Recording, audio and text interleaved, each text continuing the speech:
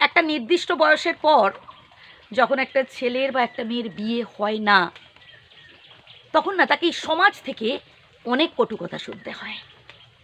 সে ছেলের বাড়ির পাশের লোকজন যেমন ছেলের ক্যারেক্টার নিয়ে নানান কথা বলে, আজে বাজে কুমন্তব্য করে, ঠিক তেমনি মেয়ের বাড়ির পাশের লোকজনও মেয়েকে নিয়ে সমালোচনা করে, জাস্ট শুধুমাত্র বিয়ে হয়নি বলে। তাই আর মেয়েটার ক্যারেক্টার খারাপ, এই ছেলেটার ক্যারেক্টার খারাপ।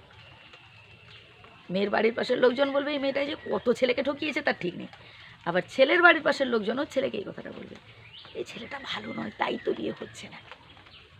এবার এই সব কথা শুনে যদি আপনি কোনো খারাপ সিদ্ধান্ত নিয়ে ফেলেন বা বিয়ের মতো একটা গুরুত্বপূর্ণ সিদ্ধান্ত যদি নিয়ে ফেলেন, আমি বলবো আপনি ভুল করছেন। আপনি ভাবছেন যে বিয়ে করে ফেললে এইসব সমালোচক, এইসব নিন্দুক এরা চুপ করে যাবে। ভুল ভাবছেন, ভুল ভাবছেন আপনি।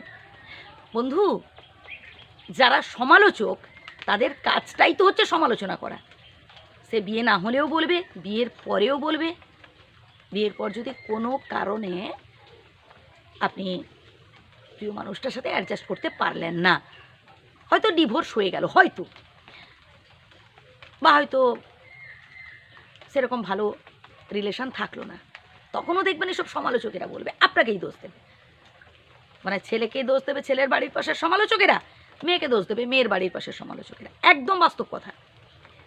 তো আমার মতে ওইসব সমালোচকদের পাত্তা দেবেন না। এরা ভাবে পরচর্চা পরনিন্দা না করলে পেটের ভাত হজম হয় না। এরা না লোকের ভালো কিছু করতে পারে না কারোর উপকার করতে পারে, এরা শুধু অপকারটাই করতে জানে। ওই যে পরচর্চা পরনিন্দা করা, টুনটিটকারি করা, আজে বাজে কুমন্তব্য করা। কিন্তু এরা জানে না যে আজ অপরের বাড়ির মেয়েকে নিয়ে বলছে কি ছেলেকে নিয়ে বলছে, দুদিন বাদে আমার মেয়ে বা আমার ছেলেও বড় হচ্ছে, লোকে তাদেরও ছাড়বে না। কারণ মাথার উপর একজন রয়েছেন না, স্বয়ং বিধাতা, তার কাছে সব কিছুই জলের মতো পরিষ্কার। আপনাকে মুখ ফুটে বলতে হবে না আপনার মনের মধ্যে কি চলছে, তিনি সব কিছু বুঝতে পারেন। তাই শুধু সময়ের অপেক্ষা। যদি বিনা কারণে আপনি কাউকে কাঁদিয়ে থাকেন বা কষ্ট দিয়ে থাকেন, তার ফল আপনাকে ভোগ করতেই হবে। হ্যাঁ, এই পৃথিবীতে বেঁচে থাকাকালীন। তাই জ্ঞানত বা অজ্ঞানত কখনো কাউকে কষ্ট দেবেন না। আর হ্যাঁ, যে কথাটা আমি বলছিলাম, এবার ওসব সমালোচকদের কথা শুনে আমি বলবো ভাই, কোনো সিদ্ধান্ত না নেওয়াই উচিত।